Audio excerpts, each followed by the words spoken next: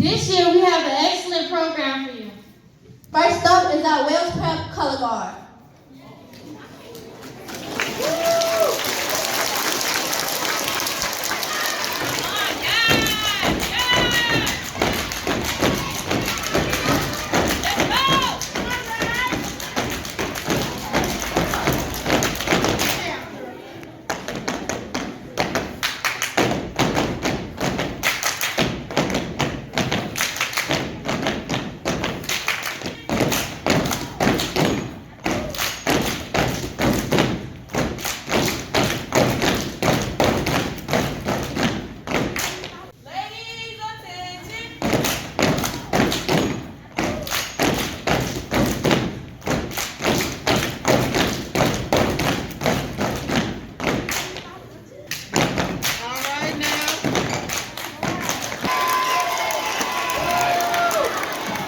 Today we are fortunate to have a special person.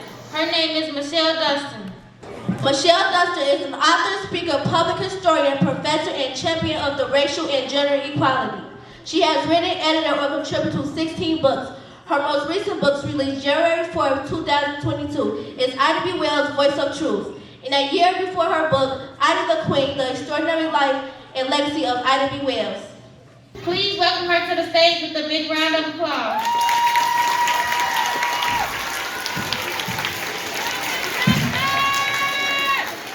While they're getting my little slideshow up, I just wanted to say thank you so much for having me here.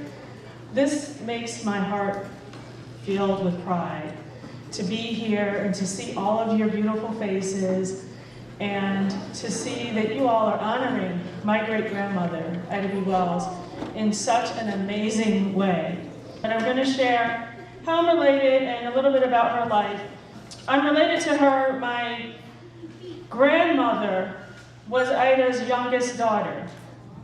And this school is very close to the house that Ida lived in. Do you all know where her house is? Yeah. Okay, yeah, it's almost around the corner on 3624 South King Drive. And then the third slide, okay. So Ida B. Wells was, you all know she was a teacher, and then she started as a journalist, and then she became a civil rights activist, and then she got involved in the suffrage movement. You all know what the suffrage movement is, right? Yeah. Suffrage is the right to vote. And while my grandmother was alive, for most of her life, women did not have the right to vote. And so she worked in what's called the suffrage movement to get us all the right to vote. Right here, actually, she founded the Alpha Suffrage Club, which was an all-black women's organization to get women the right to vote. And it was located, they would meet at what was called the Negro Fellowship League, which was at 3501 South State Street. So that's very close to where you are also. She was a community organizer. She was one of the founders. Have you ever heard of the NAACP? Okay, she was one of the founders of the NAACP. She's one of the people who started the NAACP in 1909. She also edited and owned a newspaper called the Memphis Free Speech. Okay, so the next slide. There was, right across the street from here, from 37th to 39th Street, from Cottage Grove to King Drive, there was Ida B. Wells Homes. Have you all heard of that? Yeah, okay. So this picture on the far right, the person with the big bow in her hair, that's my grandmother. And the person standing to her right is Ida B. Wells. So this is my family picture.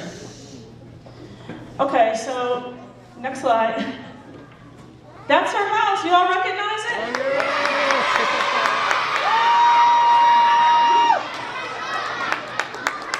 You all are at a historic place, and I know you have a sense of pride, not only in going to a school named after Ida B. Wells, but being in the neighborhood that she lived in. She walked on this land. My grandmother and her siblings and my father and his siblings all lived in this neighborhood. So you all are standing in historic land. Okay, next slide. So I've written a few books about her, and I'm donating the Ida B. Wells, Ida B. the Queen to your school. So you're,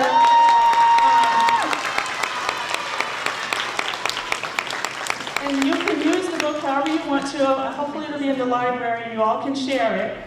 And you can have a lot of fun with this book. One of the things that I did is divided into 6 sections. In one section, I talked about what has happened after Ida died, all the people who've come after her, who've continued on her work. And so you will recognize some of these people, like Colin Kaepernick. You all know who he is, right? You know who Muhammad Ali is? Do you know who Kamala Harris is? Okay. They are all standing on Ida's shoulders. She paved the way for them. And you all are going to continue on with this legacy, right? Yeah. You all are going to continue on, right? Yeah. You're going to continue on with her work? So, next slide. So, have you heard of Ida B. Wells Drive downtown?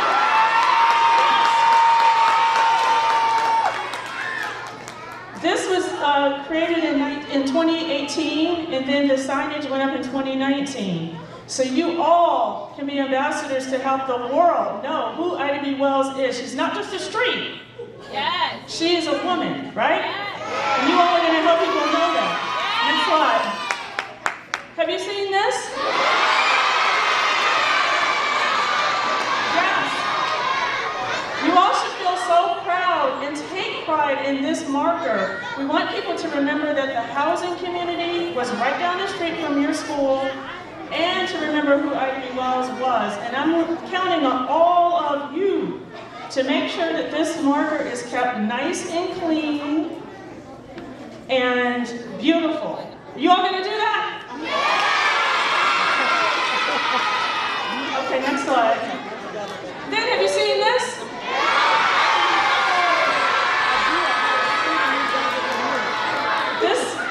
This was installed last summer, June 30th, 2021. It was created by the most famous black man sculptor in the world.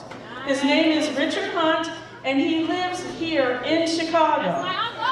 So, and he spent some time in Bronzeville. He still lives in Chicago. So you all, we are all counting on you to make sure that this is clean, that it's beautiful. This is something that the entire world is coming to see.